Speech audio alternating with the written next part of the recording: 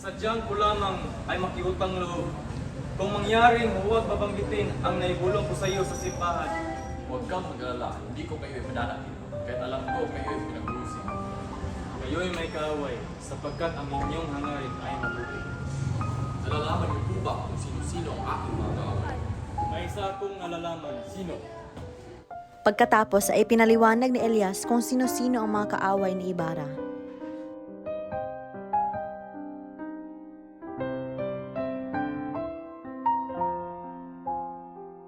Ang Diyos na ang humato sa kanya. Ang Diyos na ang makapangyarihang hukuman. Nakita ni Ibarra ang mga galos sa braso ni Elias.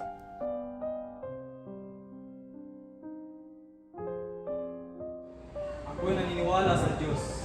Siya lamang ay may karapatan sa buhay at hindi dapat isipin ng tao na palitan ang kapangyarihan ng Diyos. Kung gayo'y ikaw ang... Opo, nakita ko ang kanyang pakana, kaya't nang magtangkay, hinawakan ko. Ang nangyari kagustuhan ng Diyos, kaya't hindi dapat tangkayin ni naman na sa ikawan siya sa kanyang kapangyarihan. Sino nga ba kayo? Kayo ba'y nag-aral? Humatol upang makagawa ng mabuti at hindi masama, upang makabuo at hindi makasira, sapagkat sa sandaling makagawa ng kamalian, hindi na malulunasan ang kasamahan niyang nagawa. Senyor Ibarra, higit kong ikinagalak ang kataas-taasan ng Kapitan General sa pinapagawa mong paaralan.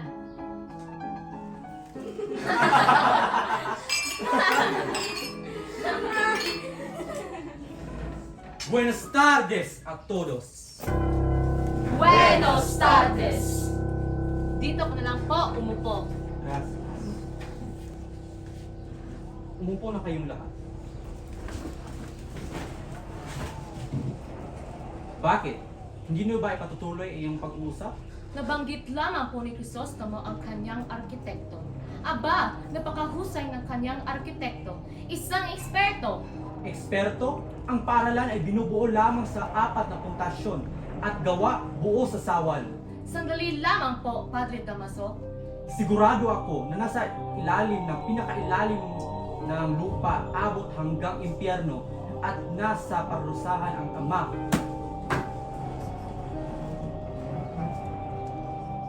Gusto lang yung paninira at pagpuring sa aking ama! Kayo kung ayaw nyo madamay pa. Batid ko meron kayong minamahal na ama. Kung kaya puprotektahan nyo rin ito. Isang demonyo na nagbabanal-banalan. Siguro dapat siyang mamatay. Anak!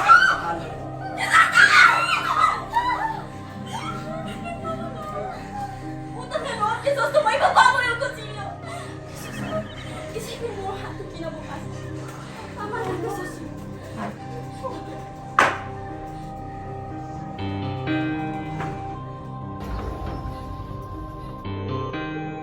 Pagkatapos ang nangyari sa pananghalian ay mabilis na kumalat ang balita sa San Diego.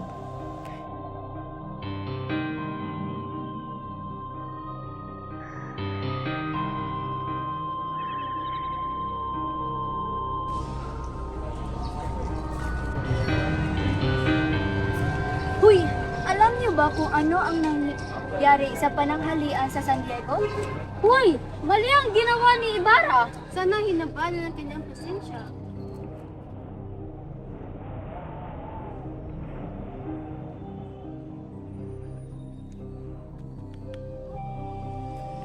Huy, alam niyo ba kung ano ang nangyari sa pananghalian sa San Diego? Oo. Sang-ayon ako sa ginawa ng isang binata dahil walang sinuman ang may karapatang humamak sa alaala ng isang namayapang ama. Ngunit anong mangyayari sa pinapagawang paralan ni Ibarra? Nga, ano nangyayari sa Ibarra?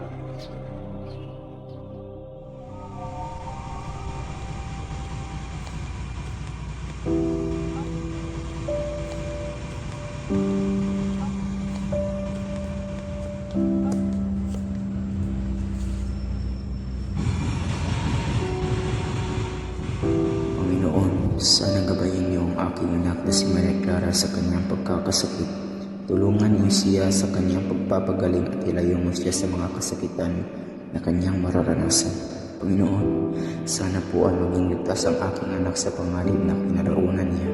Panginoon, sana po ay maging maayos na at sa lahat huwag niyo pong pabayaan si Maria Clara sa kanyang hinaharap sa buhay. Si Ibarra ba talaga ang papakasalan mo? Pinagkatiwalaan ko siya tapos ngayon siya makakita na ganito. Ang lakas ng loob niya.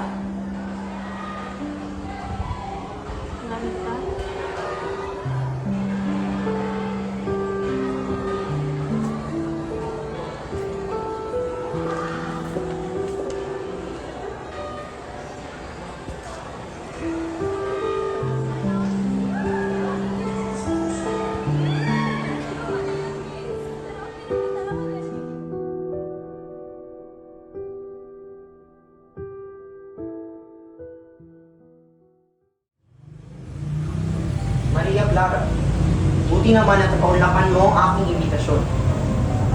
Maaari ka na maghintay sa labas. Maria, ang ating pag-uusapan ay hindi dapat marinig sa ibang tao. Kaya pwede ba? Sa labas ka na lang muna maghintay.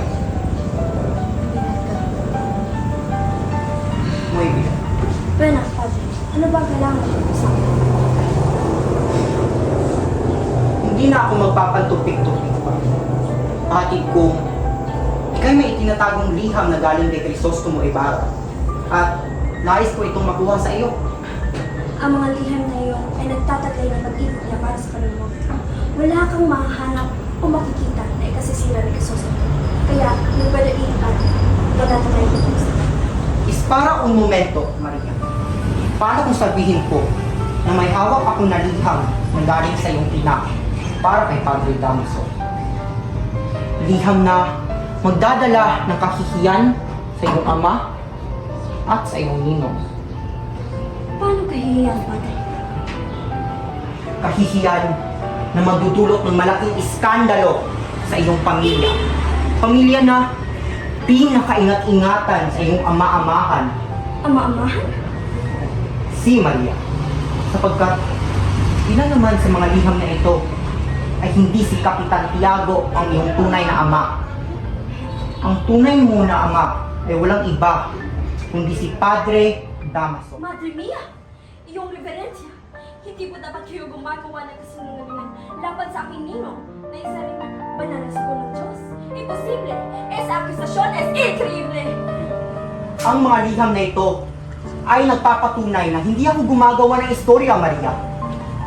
At para mabasa ko ang na yan ay kapalit ang mga sulat ng Isos. Para kay Estorio esto, Padre! Para mapigilan ang aming pag-iisang dibdib? O para makahanap ka ng ebidensya laban kay Isos?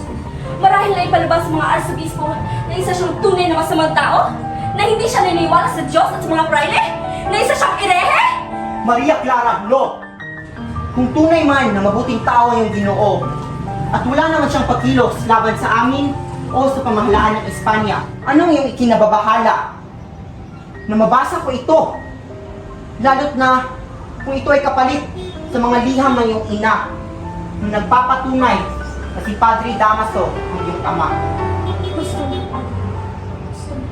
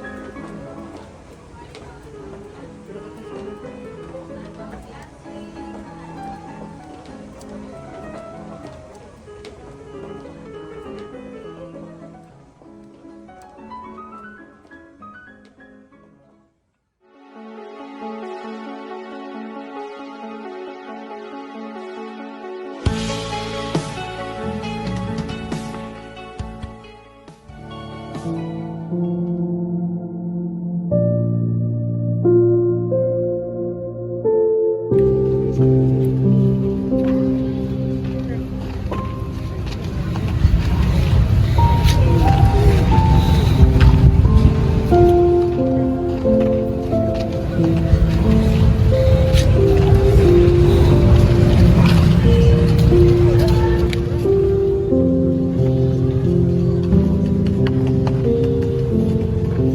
hindi pwedeng lumapit ang mga mahihirap dito sa San Diego? Makatwiran ang inyong tanong. Ang inuugaling iyay ay magiging unahin ng mga ibang lupain. Nakikita ako sa pagkakasalo natin sa pagkain.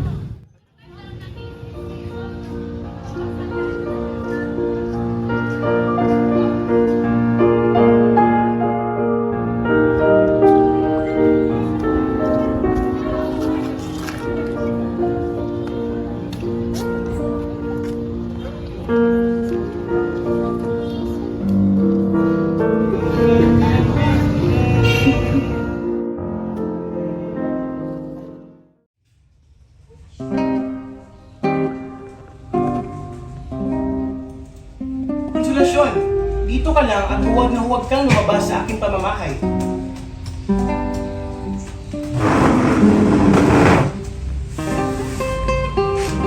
Wala ka talagang maganda na idulot sa akin, kundi ang problema mo sa iyong pananamit at ang amoy mo, parang kalaguyo ng mga alipin. Isa kang tunay na kahihiyan! Baka nakakalimutan mo. Asawa mo ko. Ako ang pinili mo. O baka naman, hindi mo lang matanggap na mas maganda ako kang Maria Clara.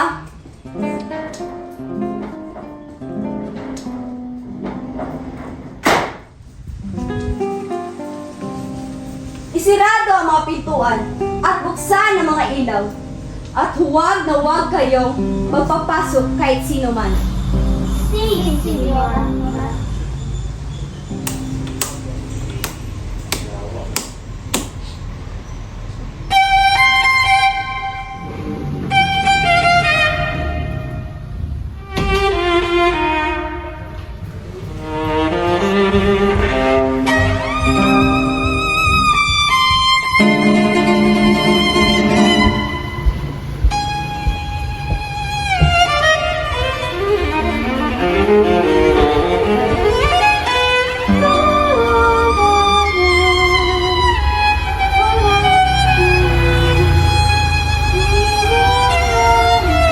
Alipin! ¿Quiénes kunukata? ¿Ere kurodos?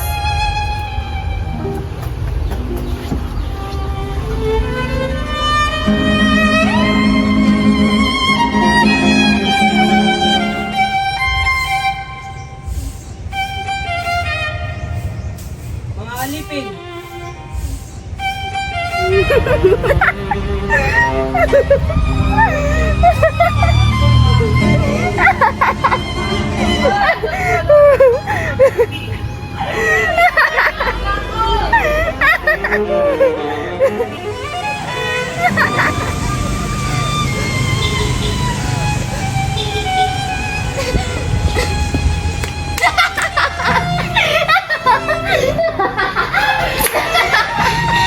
Vamos! Magkantar ikaw! Kantar! Kantar! Kantar! Kantar! Tol! Espanya! Itagalog! Kumanta ka, sabi ng senyora. Lili, tulugan ay wala diri iyong nanay. Mahusay! Mahusay! Mahusay! Mananaman pa lang ng Tagalog. Pa-Espanya ka pa. Malamang, nakatira tayo sa Pilipinas! Pilipinas! Pilipinas! Ano tinatawa-tawa mo dyan? Mang! Pilipinas yun! Mang, ikaw yung Mang. Pilipinas kaya yun. Verte! Belis, Isa! Bene! Bene! Bene! Bene! Jun! Ano yan? Ano ang ginagawa mo sa kanya? Hindi ka ba naawa? ka na! Hindi mo man ako binati sa iyong pagdating! Mga alipin! Bigyan niyo ng damit si Sisa at huwag niyong hayaang napastanganin.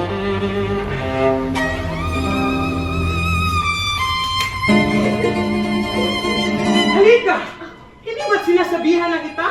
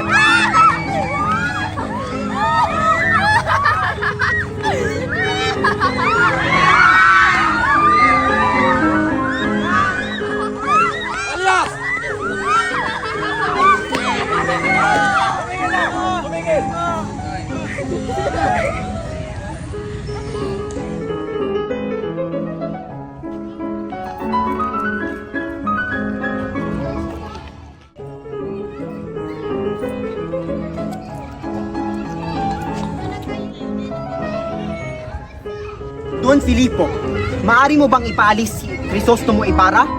Sang-ayon lahat ng praile. Hindi ko maaaring paalisin ang binata dahil sa malaking abulay nito sa pagdiriwang at dahil rin sa utos ng Kapitan General.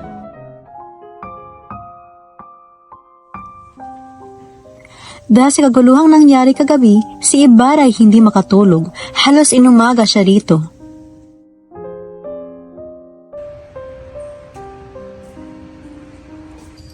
Ibarra, naparito ako upang itanong sa iyo kung may papabilin ka sa pagtungo ko sa Batangas.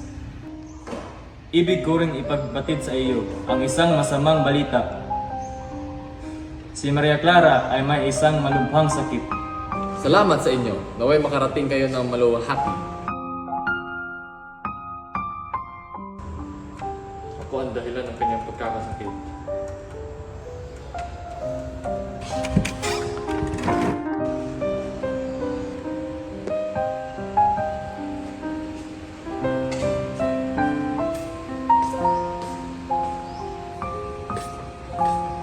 Ako po'y si Lucas, kapatid ng namatay kahapon. Ako'y nakikiramay. At ano ngayon?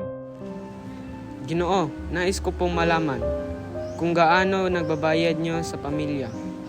Ibabayad? Ako'y nagmamadali ngayon, kaya't mamayang hapon ay magbalik kayo upang tayo mag-usap. Ako'y dadalaw sa may sakit.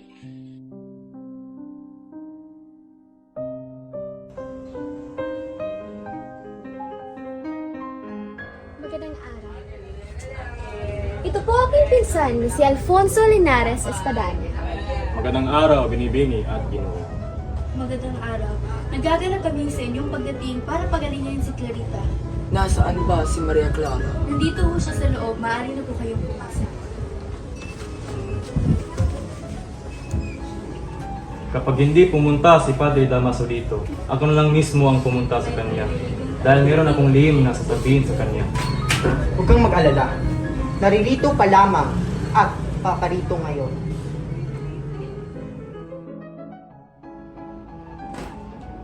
Huwag kang mag-alala. Gagaling ka, Maria.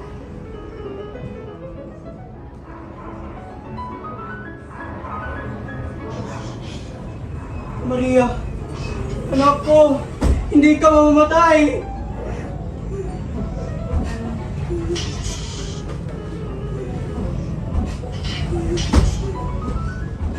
Si Maria Clara ay nangumpisa sa tulong ni Padre Salvi.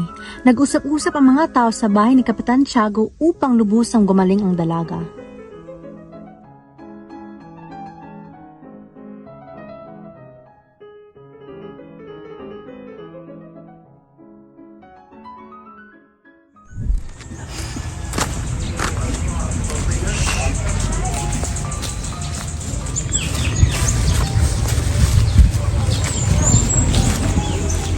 Anong ginagawa mo rito? Nandito ako para hanapin si Kapitan Pablo. Halika, mama ka. Salamat.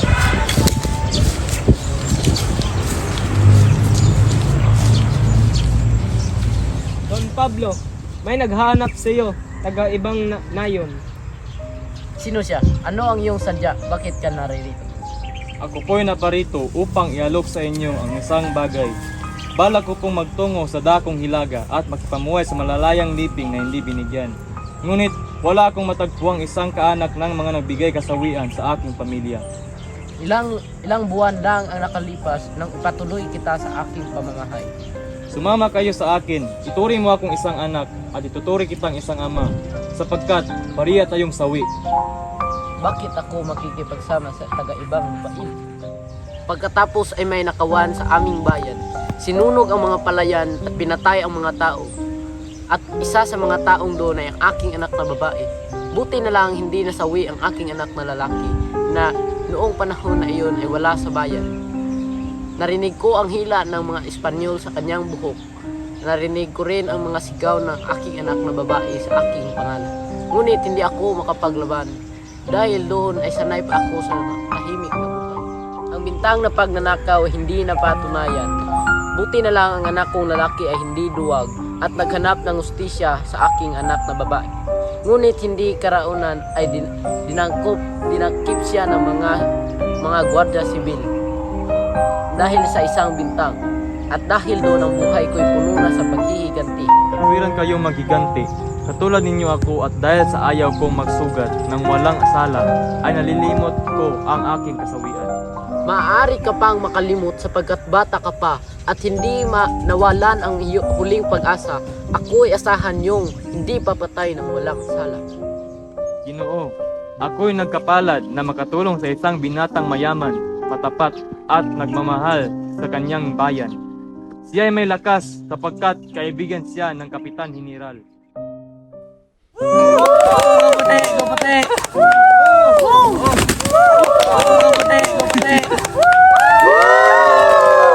Ikaw kasi, hindi ko ginusto lahat ng kwalta natin.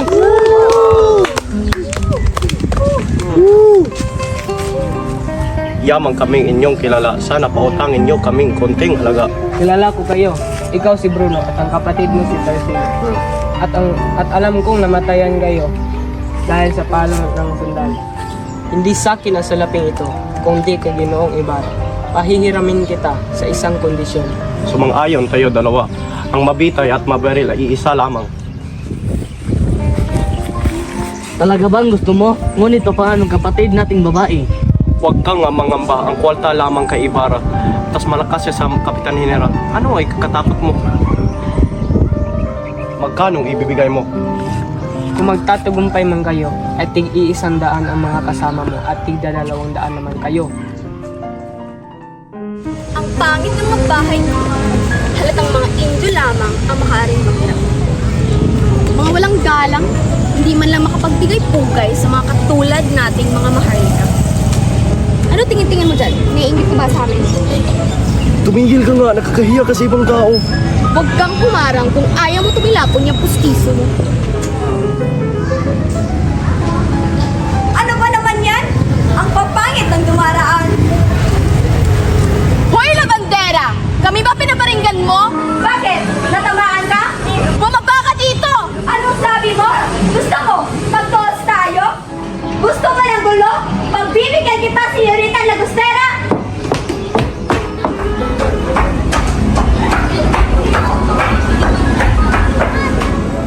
Doña Lagostera!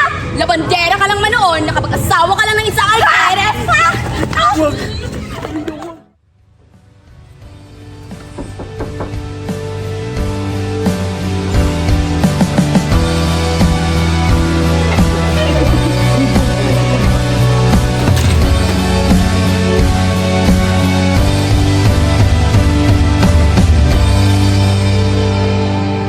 Kakarating ko lamang at ang unang ninasa kong makita ay ikaw.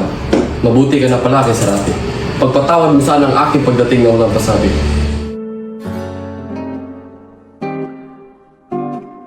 Ginoong Crisostomo, hinihintay namin kayo. Bago ko makalipunan, nais kong ipabatid sa mga nangingilag makipag-usap sa akin na ako'y hindi ex-kumulgado. Ako'y nakasalong kumain sa arsobispo. Nais ko po sana makipag-usap sa iyo. Tumungo ka sa tabi ng lawa.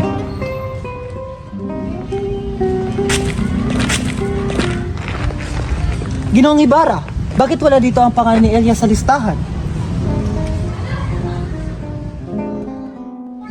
Ang pamahala ay maging isang tunay na amang mapagmahal sa bayan. Ito po'y tungkol sa pagpipitagan at paggalang sa karangalan ng tao, sa katiwasayan ng pamumuhay, sa pag-aalis ng sandata, at pagbabawas ng kapangyarihan sa mga gwardya sibil na nagmamamalabis sa kanilang tungkulin. Elias, ang iyong kilos at mga kuro-kuro ay ibang-iba sa mga tao na kilala ko na. Totoo nga maraming bagay ritong hindi ka nais-nais. Datapwat ang pagbabago ay lalo pang makasasama. Ginoo, sa palagay ko hindi mabuting magbigay lamang ang mga gamot ng lunas sa sakit.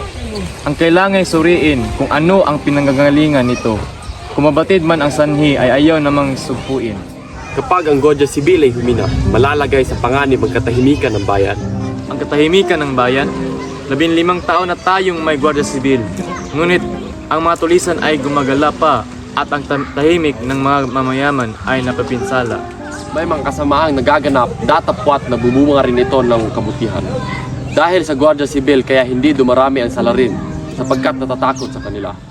O baka naman dumarami ang masasama dahil sa takot. Ginoo, nalimot na kaya ng Pilipinas ang utang na loob sa mga korporasyon? Nalimot na kaya nila ang tunay na pananampalataya at tumatangkilik sa kanila laban sa kalupitan ng mga kapangyarihan? Iyan ang sama ng di pagkakabatid sa kasaysayan ng bayan.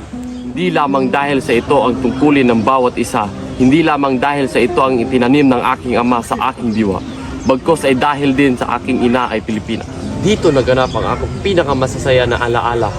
At ang aking kaligayahan sa ngayon at sa darating na panahon ay magiging utang ko sa Kanya. Tunay na sawimpalad kayo at inyong kasawian ang nagpapalabo ng inyong isipan. Marahil may 60 taon ang nakaraan. Ang nuno kong lalaki ay tinador de libros sa isang almasan ng Kastila na sa kabataan pa siya noon. Ang nuno ko ay napagbintangan at isinakdal sa hukuman. Dahil sa walang maibayad sa manananggol, siya hinatulang paluin sa mga hayag na daan. Ang lihim niya ay nabatid sapagkat kinakailangan ng mga katibayan. Naglagalag ang bunso sa iba't ibang bayang walang nakakilala sa kanya. At sa lalawigan ng Tayabas ay namasukan bilang manggagawa sa isang mayaman. Iniluwaan namin pagkamatay ng aming ama. Ayon sa ayos na ganyang damit, buhok, muka at taglay ng mga hiyas ay natiyak kung siya ang aking ama.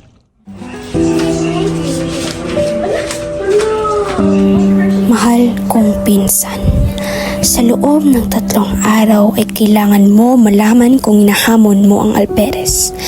Kapag natapos ang taning ng araw ay umasa kang mababati ni Kapitan Tiago na ikaw ay hindi naging kalihim.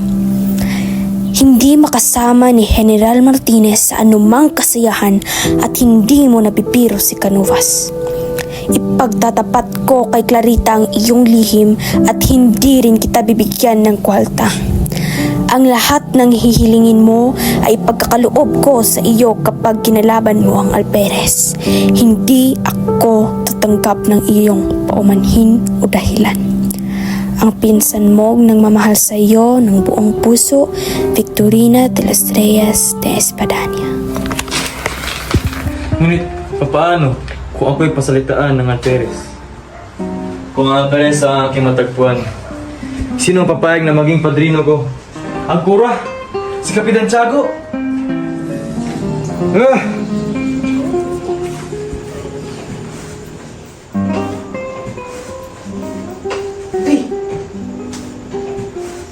Wala na ngayong sagabal.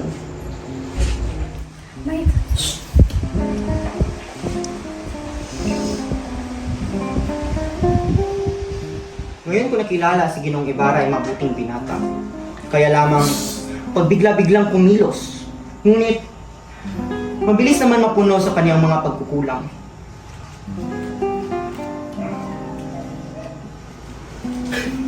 Sino?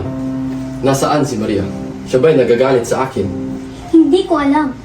Ngunit, palagi ko siyang nakikitang umiiyak sa kanyang silid. Dahil nais ni Kapitan Tiago at ni Padre Damaso na ipapakasal siya kay Linares.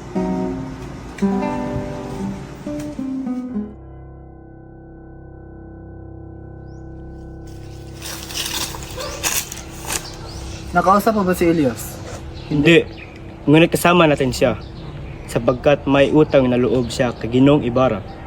Sumama ako dahil ang asawa ko ay pinagamot ni Ginoong Ibarra sa Maynila. Pumunta ako sa konbento para gaganti sa mga kura. Kami rin sa kwartel upang masabing ang aming ama na may lalaki siyang anak. 5 kami sa salakay. Ang wika ni Ginoong Ibarra ay 20 raw kami. Maghiwalay tayo dahil may sumusunod sa akin. At paggabi ay lulusob ang kayo. Ang isisigaw niyo ay mabuhay si Ginoong Ibarra.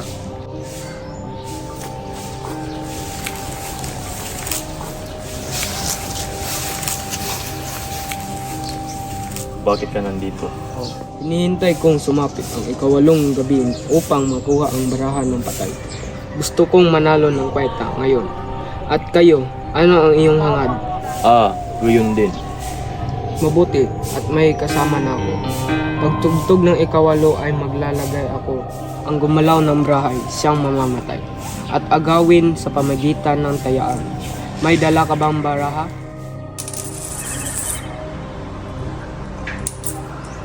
Ngayon natalo na kayo. Iwan mo ako upang makapaghanap buhay ako. Nakita mo ba si Elliot? Hindi po, ngunit hindi ko siya kilala. Sulong! Hangal! Saan ka pumunta? Hinabol ko ang lalaking may pilat sa mukha. Siya ang bumugbog sa aking kapatid.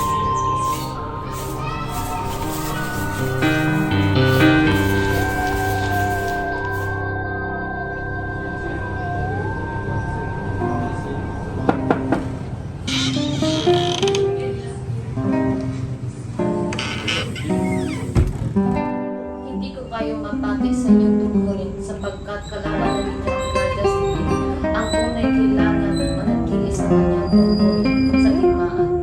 Dapat nga, kung ang general ay matapang, bakit ba ninyo na ang mga nahali kong Guardia Civil ay pinawalan ng hindi man inusig? Kung walang paitulot ang aking puno, ay wala akong magagawa. Wala po akong magagawa sa bayang natatakot. Tignan ninyo si Ginoong Ibarra na sumusunod na paniwala ng marami. Siya po ba ay naniwala sa excommunion? Iba ang katuyuan ninyo kay Ginoong Ibarra. Ang nasa niya ay magtanim at makagawa ng iyong kailangan magbigay siya sa kalikasan. Marahil na hindi kayo mag-iisa sapagkat inisip ang bayan ang pagkakaiba noon. Ang mga namamatay ay hindi nangailangan ng gamot. Ang gamot ay para sa mga taong may iwan. Ibarra! Sunugin ninyong lahat ang mga kasulatang makapipinsala sa inyo at tumuo kayo sa isang puok na malayo sa panganib. Bakit? Sapagkat napatid ko ngayon ang isang pag-alsa at kayo ang ipangalandakang puno upang kayo masawi. Isang pag-alsa? At sinong may kagagawan? Hindi ko masabi sa inyo sapagkat ayaw ipagtapat ng isang inupahan. Opo, pagkatapos na hilingin sa aking ilihim ko ay sinasabing kayo raw. Kilala mo ba si Don Pedro Ibarra Mendia? Siya ang taksil na nagbintang sa aming kasawian at naging sani ng aming kasawian. Pagbayaran ninyo lahat ng aming kasawian.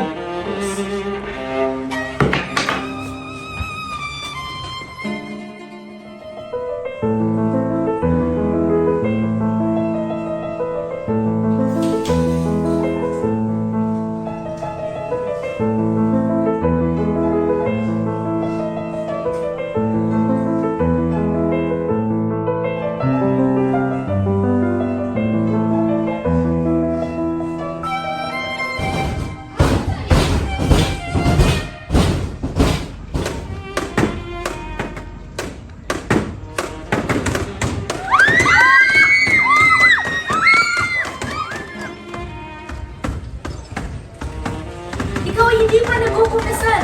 Huwag ka munang pumanaog.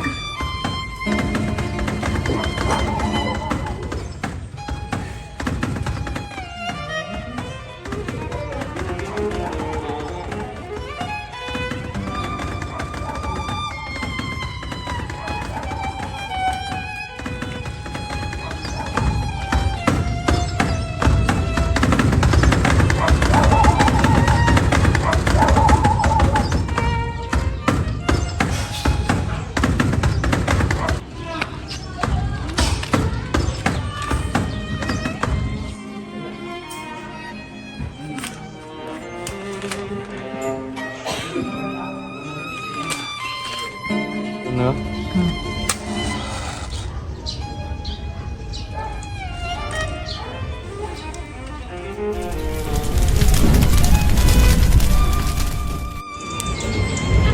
Akala mo'y misang Vigracia, isang Kastilyo. Maraming putok, sinasabing iya'y likha ng mga tulisan ni Tandang Pablo. Hindi. Ang naglaban daw ay mga Guardia Civil at Cuadrillero, kaya nakulong si Don Filipo.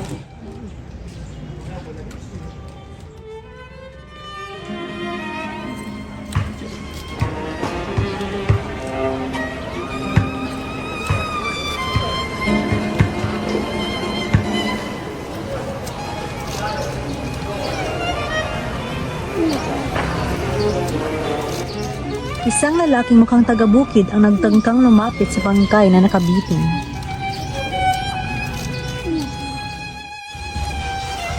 Ano ang pangalan mo? Sino? Alisagan po. Ano ang pangako ni Don Crisostomo Ibarra sa paglusob niyo sa kwartel? Hindi po siya nakipag-unawaan sa amin kailanman. Kala mo ba yung lalaki may sugat? Hindi po.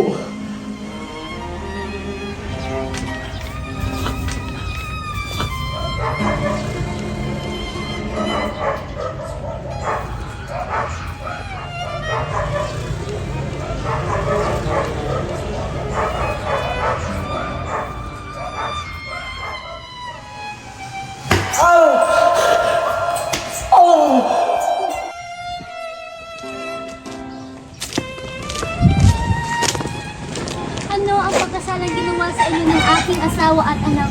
Masdan niyo ang aking punsong inalisan niyo ng ama. Duwag! Duwag! Duwag! Sumpayin ang kayamanan kinaman mo upang guluhin ang aming kapayapaan. Sumpayin ka! Iyan ang may sala! Ang dapat sa'yo ay bitayin!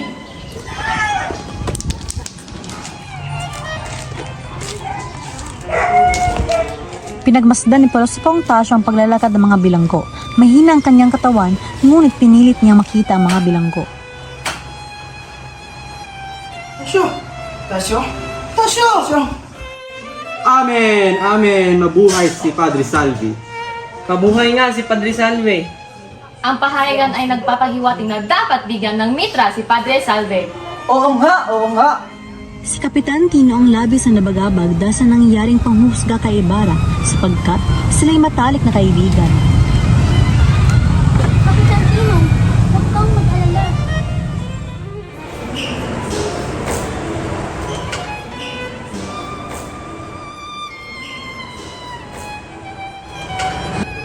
Pinsan, lumaka ang malihim.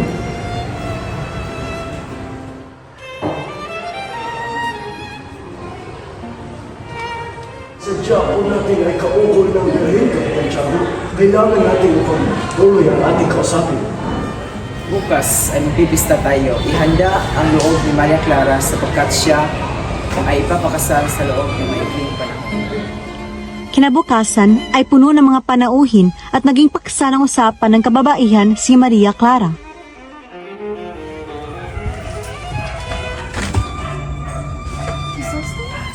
Oo nga. Maria, bago ako lumayoy, ibig ko sanang malaman mo, ipinatatawad kita. Maging maligaya ka nawa. Paalam. Crisostomo, nalaman ko, isang gabing nahihibang ako sa taas ng lagnat, ang tunay kong ama. Siya ang nagbawa sa ating ikay ibigin. Maliban na lamang kung ikay patawarin sa kalapastangang ginawa mo sa kanya. Maria, ikay isang malinis na anghel. Ibig kong malaman mong ako'y minsan lamang umulig at iyak kong magiging kanina man. Kung walang pag-ibig at ikaw, ano kaya ang mangyayari sa iyo? Ako isang takas lamang. Hindi magtatagal matutuklasan ang aking pagtakas. Maria. Sinapon ni Ibarra ang dalawa niyang palat at niyakap si Maria Clara. Pagkatapos ay si Ibarra ay lumayo at umalis na.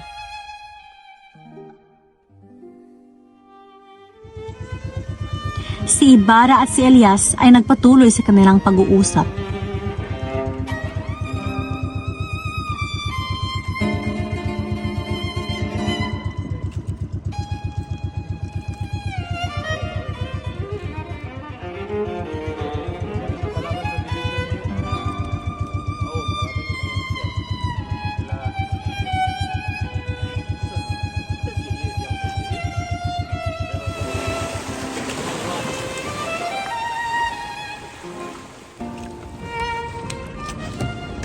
Ibarra!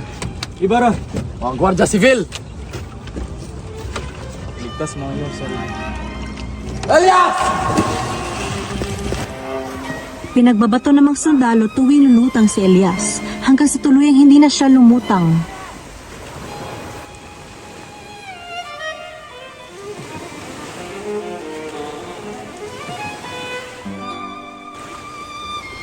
Isang bangkid ang nagbalitang siya'y nakakita ng kasuotan ni Elias sa pangpang. Elias?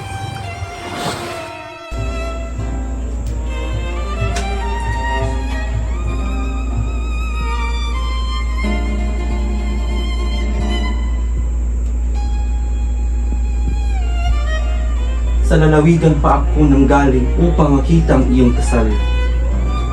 Bakit ka umiiyak, anak ko? Nagtatampuhan ba kayo ni Linares?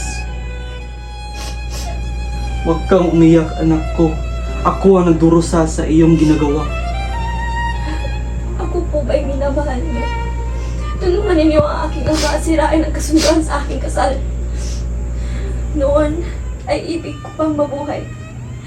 Sapagkat nalalaman kong kahit saan siya naroroon ay maaalala pa rin niya ako. Ngayon ay wala nang natitira sa akin kundi ang kumbento o libingan. Payagan ninyo ako magmongha. Magmungha? Magmungha? Hindi mo alam, anak ko, ang buhay at lihim sa likod ng makapal na pader ng kumbento. Ang kumbento o ang kamatayan?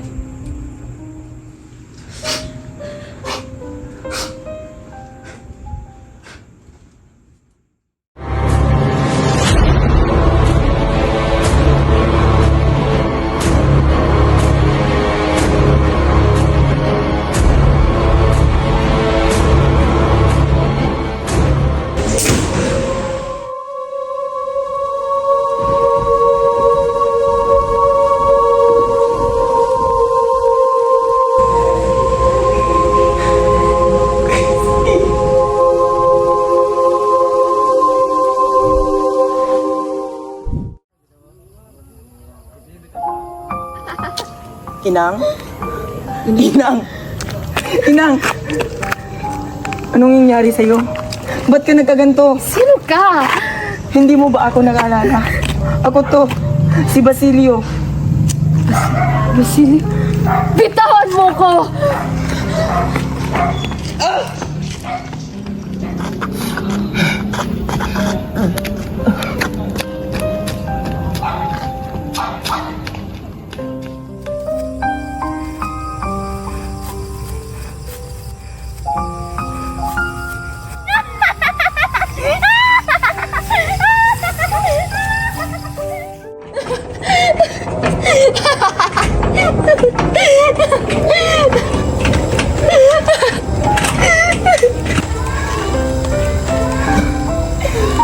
Ina!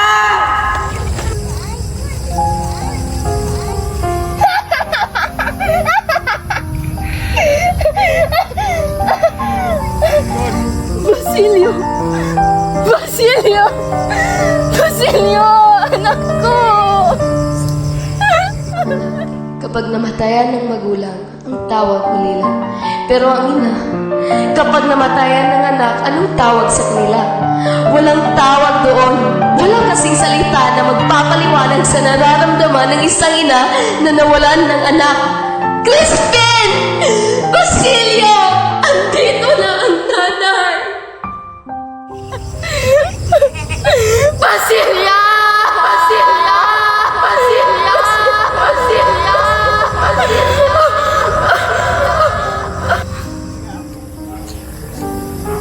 Inay! Inay!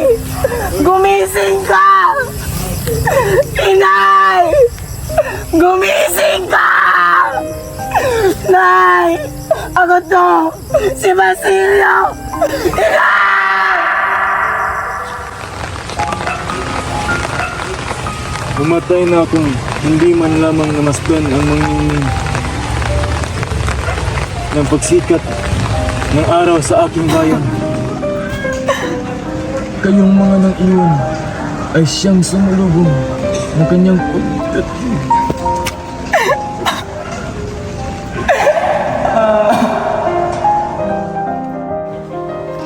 pagwawakas ng nobela, ang lahat halos ng tauhan ay naiwang sa palad maliban sa Alperes na nakabalik sa Espanya at tumaas ang ranggo. At kay Padre Salvi na nagkaroon ng bagong posisyon.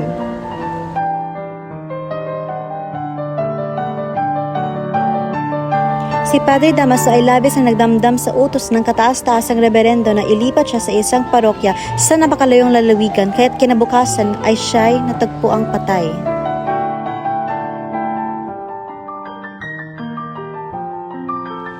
Si Kapitan Tiago ay nalulong sa baraha, sabong at paghitit ng opium.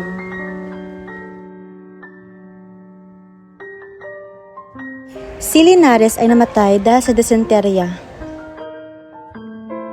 Ang kaawa-awang si Maria Clara ay napabalitang patay na, subalit ang mga balitang tulad nito patungkol sa kanya ay hindi makumpirma.